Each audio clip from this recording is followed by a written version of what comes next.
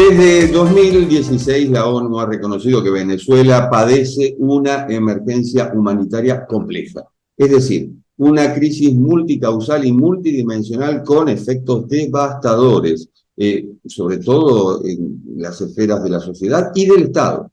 La imagen más dolorosa de esta situación está en los casi 8 millones de venezolanos que han tenido que huir del país, un 25% de la población. El aluvión no se detiene y el régimen de Nicolás Maduro, mientras tanto, no lo reconoce ni se esfuerza en aliviarlo. El análisis de la situación en Venezuela representa un desafío sobre todo para aquellos que quieren saber qué pasa en Venezuela y chocan con algo, que es la ausencia de datos oficiales. ¿Por qué? Porque el régimen suspendió la difusión de estadísticas oficiales. En un meduloso informe titulado Venezuela entre emergencias e incertidumbres, publicado por cadal.org, Margarita López Maya pone el acento sobre el achicamiento de la economía con una inflación galopante y una dolarización de facto, un negocio del petróleo venido a menos por la destrucción de la principal industria del país, y una política exterior cercana a Rusia, Cuba, Irán, China, Bielorrusia, Corea del Norte y Turquía, en desmedro de Estados Unidos, la gran excusa para todos los males venezolanos. Margarita López Maya es historiadora, doctora en Ciencias Sociales, profesora emérita del Centro de Estudios del Desarrollo de la Universidad Central de Venezuela, miembro del Centro de Estudios Políticos de la Universidad Católica Andrés Bello, y actualmente presidenta del Latin American Studies Association. Y la pregunta a Margarita es, bueno, ¿cómo se lidia con la falta de información para describir lo que ocurre en Venezuela? Bueno, en primer lugar, un saludo a quienes están viendo este video y un agradecimiento a Cadal por esta invitación, particularmente pues a quienes lo organizaron, Giselle Kugler y Jorge Elías. Bueno, mira, para manejar la información hay que tener mucha veteranía en este campo, porque digamos hay información en redes, hay información en ONGs que están en el país, están fuera y están tratando de recabar las informaciones. Hay cierto esfuerzo hoy en día prácticamente en manos de las universidades privadas, porque las universidades públicas están técnicamente pues en colapso. Y hay que conocerlos, ¿no? Porque hay muchas cosas allá afuera. Te puedo decir que, digamos, yo estoy siguiendo el caso del chavismo, de la era de Chávez, prácticamente desde que surge con el golpe de Estado de 1992, porque el golpe fallido contra el presidente Carlos Andrés Pérez, porque en ese momento yo investigaba la política de la calle, la protesta, las movilizaciones, todas esas cosas, y entonces este tipo de cosas pues atrajo mi atención y lo empecé a seguir, porque de allí emergieron ciertos partidos de izquierda que al final del día, en 1998, van a ganar las elecciones, pues en una alianza que se llamó el Polo Patriótico. Entonces conozco a muchos de los líderes, les hice entrevistas en esa época.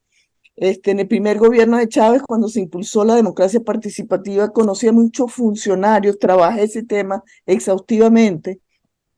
Y entonces digamos que hay un asunto de experiencia, o sea, de saber dónde uno puede confiar, en qué redes puede confiar, en cuáles no.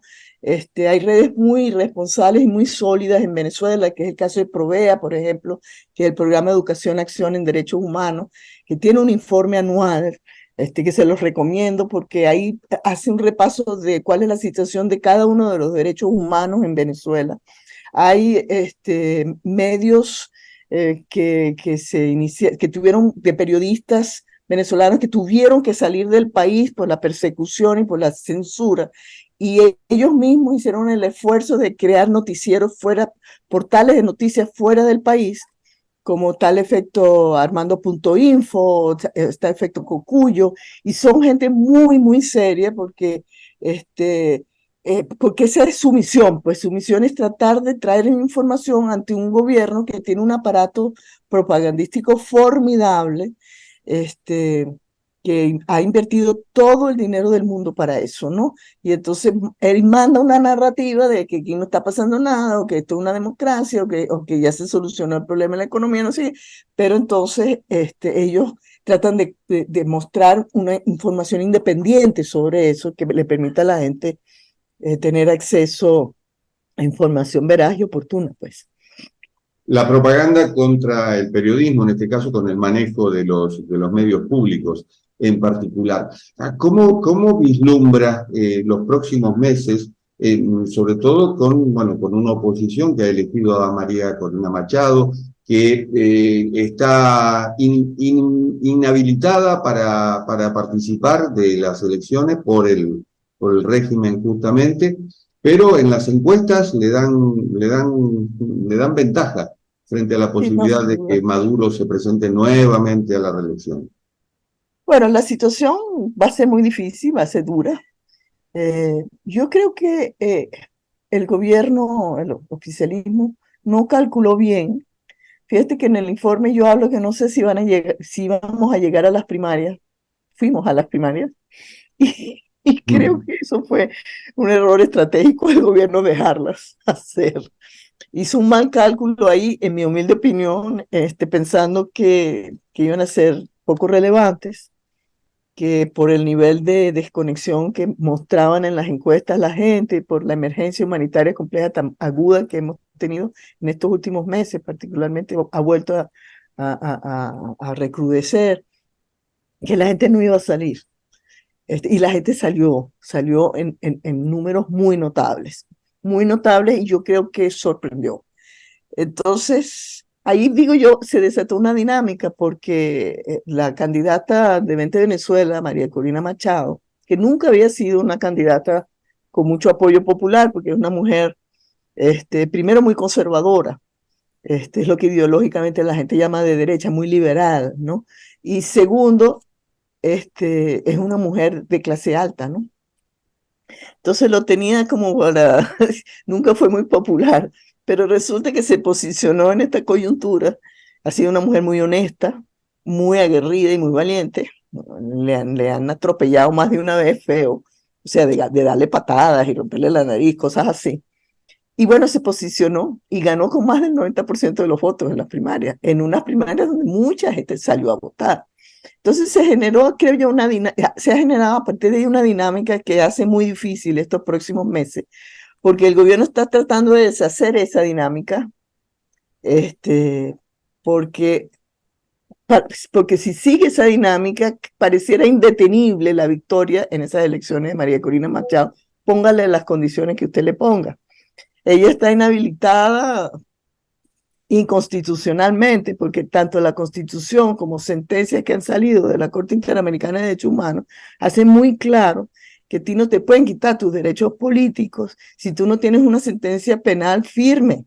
Y ella no tiene eso, ella no, esto es un procedimiento administrativo levantado por un contralor que controla Maduro. Entonces ella está peleando en este momento porque le levanten esa inhabilitación, y con ella toda la plataforma unitaria, la mesa de negociación, algunas presiones internacionales, los Estados Unidos, o sea, hay toda una alianza de grupos tratando de presionar porque se levante esa inhabilitación y ella pueda llegar a esas elecciones. Sin embargo, yo creo que ese es el techo de Maduro. Maduro no puede permitir eso, porque si lo permite, prácticamente ella es prácticamente seguro que va a perder esas elecciones. Entonces, por eso es que el título siempre es incertidumbre, porque uno no sabe. O sea, él puede parar esas elecciones, por supuesto. Y yo creo que esta cosa con el Esequibo tiene algo que ver con eso. Los últimos desarrollos sobre que estamos, bueno, a punto, pues, de, no sé, de ir a una confrontación con Guyana, y todo esto tiene que ver con creando ciertas condiciones para poder suspender esas elecciones, si se ve en la necesidad de hacer eso. Pero el costo político es sumamente alto para la dictadura, porque eso es constitucional, él no puede dejar de hacerlo, porque la Constitución lo dice, claro, él viola la Constitución, pero también él se comprometió a eso en la mesa en los acuerdos de Barbados. Él se comprometió a hacer esas elecciones, el gobierno, a finales del año que viene, en el segundo semestre del año que viene. Entonces, tiene la comunidad internacional, tiene unos aliados hoy en día también en la región, tiene Brasil, tiene México, no son aliados propiamente, pero gobiernos de izquierda moderada, democrática, que están dispuestos a ayudarlo a limpiarse un poco el rostro y que yo me imagino también lo presionan y le dicen, tú no puedes parar esas elecciones, o sea, tienes que maquillarte un poco mejor para nosotros poder defenderte o algo por el estilo, es lo que yo pienso que puede estar pasando ahí. Entonces tiene sus costos políticos, pero mientras tanto ella sigue creciendo. O sea, es como una dinámica, yo digo como una luz, ¿no? Es una bola que sigue creciendo. Y vamos a ver si lo puede detener. Ahorita me imagino puede haber la entrada de una demanda en los tribunales para crear una sentencia penal firme que entonces definitivamente tenga la excusa, porque aquí el Poder Judicial está controlado por la dictadura también. Los magistrados particularmente son muy subordinados al Ejecutivo Nacional. Cuando hablamos de Esequibo, hablamos del referéndum del 3 de diciembre, que, bueno, tiene una pregunta que es básica, si esa región, si no me equivoco, son 160 kilómetros cuadrados ricos, pertenecen a Venezuela, y estamos hablando ahí de una diferencia bilateral, en este caso con Guyana, que es uno de los países más pobres del continente. Pero hay particularidades que usted describe en el informe. Por ejemplo, a diferencia de Cuba, el régimen de Maduro apoya fervientemente la invasión de Rusia a Ucrania. ¿Cómo se entiende? ¿Cómo se explica? Sí, bueno, Maduro ha sido muy enfático en acompañar a los países anti-Estados Unidos. Yo diría que él es muy coherente en eso, o sea, necesita de esos aliados, él está absolutamente, esto es el legado de Chávez, de buscar una alianza fuera del imperialismo norteamericano, que es el paradigma de ellos, el de la izquierda extrema de los años 60, que todo es el imperialismo. Entonces, desde Chávez hizo mucho énfasis en tratar de tener una buena relación cada vez más estrecha de colaboración con estos países anti-Estados Unidos. Y en eso Putin, nosotros tenemos muchos convenios militares, comerciales, etcétera, con Rusia. ¿Por qué Cuba no es tan enfática? Bueno, porque Cuba se cuida más, creo yo. Tuvo ya una relación con la Unión Soviética muy estrecha, y yo, sin ser una especialista en eso, cuando leo los informes sí me doy cuenta que él se abstiene en Naciones Unidas, mientras que Maduro apoya. Entonces prefiere moverse con más cautela. Maduro no, Maduro es absolutamente enfático en apoyar lo de Ucrania y lo que Putin diga, ¿no? Han venido para acá, el canciller ha venido para acá, y ahora incluso es políticamente difícil para mí entender que en el momento en que estalla la guerra de Ucrania y entran las sanciones a Rusia, el petróleo ruso está compitiendo en el mercado negro con el petróleo venezolano. Y aún así, él sigue apoyando a Rusia. O sea que esa prioridad de su agenda está por encima de todo, ¿no? Incluso de los intereses de conseguir el petróleo, porque ahora Estados Unidos inmediatamente se movió para Venezuela tratando de ver si podía negociar una vuelta del petróleo venezolano al Golfo de México, donde están las refinerías hechas para ese petróleo. Pero hasta ahora él ha soltado un poco, pero nunca, yo lo veo muy difícil que mientras Maduro sea gobierno, Venezuela regrese al mundo occidental, por decirlo de alguna manera. Él está muy restiado con la idea de crear ese bloque de países con Rusia, con Turquía, con Irán. Irán es un gran aliado de Venezuela en este momento porque es un país petrolero. Lo ha ayudado a esquivar sanciones, a tratar de ver si puede producir en las refinerías. No ha tenido mucho éxito porque yo no soy una experta tampoco petrolera, pero por lo que he leído es muy distinto sacar petróleo en Irán que sacarlo en Venezuela. Entonces tienen los técnicos, pero no logran grandes cosas. Los rusos también han estado en PDVSA pero tampoco, y además ellos no se mueven para los campamentos, se permanecen, son muy parecidos a los venezolanos, permanecen en los grandes hoteles y en cosas por el estilo, porque son bastante corruptos, ¿no? Bueno, de hecho, en Buenos Aires ha quedado varado durante meses un avión iraní con tripulación venezolana. Esto habla del nexo. Pero, ¿cómo se explica la posición de otros países o de otros presidentes? Caso Lula, que dice que lo que ocurre en Venezuela es una narrativa. Gustavo Petro, que bueno, quizá por circunstancias de fuerza mayor, y la cercanía, en cierto modo, parece estar del régimen y de la conciliación. Andrés Manuel López Obrador, que toma una posición también favorable a Maduro, y en el medio las sanciones de Estados Unidos que están pendientes, que son por 6 meses, este plazo justamente para que en Venezuela se realicen elecciones libres. Es más o menos una condición. Por eso la pregunta es que no se explica bien el vínculo de Maduro o el apoyo directo de Maduro a Vladimir Putin en un momento tan crítico como es el de la guerra en Ucrania, y tampoco lo de Irán, que lo describe. Bueno, como te digo, ese es un proyecto a futuro en donde se está previendo el surgimiento de un bloque anti-occidental, antidemocracia representativa, un régimen de autocracia que China vende como la verdadera democracia, ¿no? Porque en la campaña el gobierno chino ha hablado de que ese es un modelo fallido, es un modelo que es falso, que la verdadera democracia es el modelo chino, pues, liberalización económica con ese sistema político, ¿no? Y ellos se han ido conformando cada vez más como socios, ¿no? Ahora, ese es un tema, nosotros en LASA incluso hicimos un tema sobre cuál es la relevancia de América Latina en general, en ese mundo que está emergiendo. Y hay muy diferentes opiniones sobre, bueno, hay evidencias en datos que está retrocediendo la relevancia de América Latina en el mundo. Pero hay quienes sostienen que sigue siendo un reservorio de minerales muy preciados en este momento, el litio, el coltán, y otro oro, diamantes, en fin, y que seguirá siendo estratégico y las potencias tratan de posicionarse aquí adentro, ¿no? Entonces, en ese mundo, Maduro digamos, apuesta a la emergencia y al fortalecimiento de ese bloque. Y donde Venezuela quedaría como un socio importante porque está justamente en una región muy cerca de los Estados Unidos sobre el Caribe, ¿no?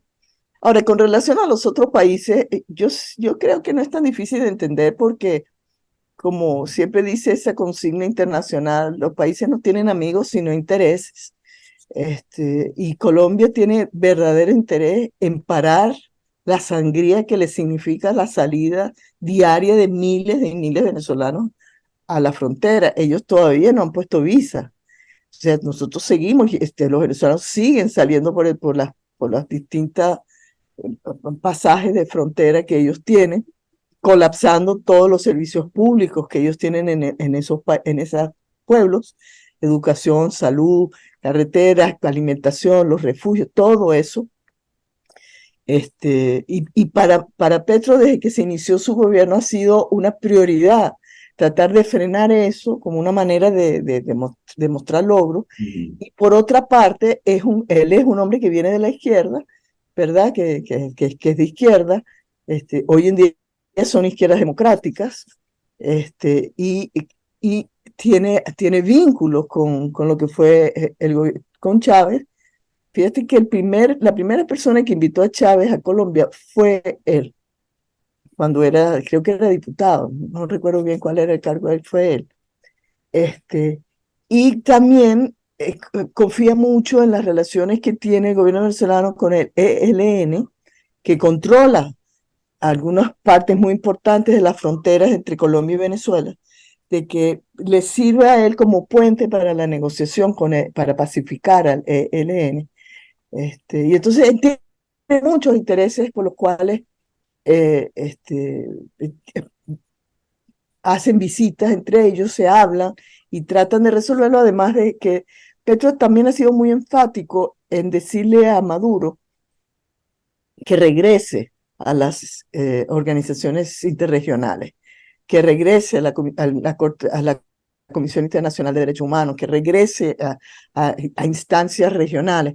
Y Maduro dice que eso es muy interesante y que lo está pensando. O sea, que él no le hace caso a nadie. Y mientras tanto tiene abierta una causa por violación de los derechos humanos en la Corte Penal Internacional. Sí. No, y Petro le ha dicho, mire, yo fui a la Corte Interamericana de Derechos Humanos cuando me inhabilitaron y a mí me habilitaron y el gobierno colombiano obedeció esa habilitación. El día que tú lo necesites, tú puedes acudir a esas instancias. O sea, bueno, él le ha dicho de todo, pero Maduro dice que interesante, pero ya está. Con respecto a Lula, son otros intereses ahí, ¿no? Claro que hay migración venezolana que sale al Brasil, pero la migración que sale al Brasil en términos numéricos no es como la colombiana, ni la que está saliendo por el Caribe, la que está bajando de Colombia hacia Perú, Argentina, todos estos países, ¿no?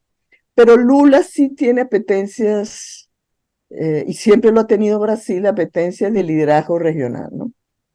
Y yo creo que eso es lo que está mandando, y él quiere aprovechar que es de izquierda para atraerse a Maduro a eso. Yo creo que lo de Lula es otra cosa que habría que verla con más detenimiento. Pero siendo los dos de izquierda moderada, o de izquierda democrática, para decirlo de una manera, eso para los venezolanos es importante que estén ahí como interlocutores de Maduro y que de alguna manera pueden hacerle llegar algunos consejos o algunos consejos que les permitan quizás, como digo yo, maquillarse un poco, ¿no? Y si miren, nosotros te vamos a defender, pero tienes que hacer algunos gestos, tienes que liberar algunos presos, o sea, nosotros tenemos 300 presos políticos en este momento. Con López Obrador no me queda claro, porque López Obrador no tiene mucho interés en América Latina en general, en Sudamérica, ¿no? Tiene sus propios problemas. Y yo, por pura casualidad de la vida, tuve que sacarme una prórroga de pasaporte en el consulado en México. Y el funcionario que me conocía me dijo algo así como, bueno, ellos no son realmente amigos de nosotros, ellos nos toleran, pero no son amigos de nosotros, ¿no? Así como diciendo que ellos no confiaban demasiado en el gobierno de López Obrador, porque los intereses de López Obrador son como más distantes en relación con estos dos, pero bueno, siendo un hombre de izquierda, de repente también... Pero es como Boric, a Boric lo insultan, o sea, el presidente chileno, como ha dicho que aquí hay violación de derechos humanos, entonces, bueno, es absolutamente insultado por el gobierno venezolano. Bueno, le harían el más mínimo caso, siendo un gobierno de izquierda también. Margarita, seguimos entre las emergencias y las incertidumbres, como se titula su informe. Ha sido muy amable, muchísimas gracias. Muchas gracias a ustedes. Y esto ha sido Cuarto de Hora, el programa de Cadal TV. Nos encontramos en la próxima. Chao.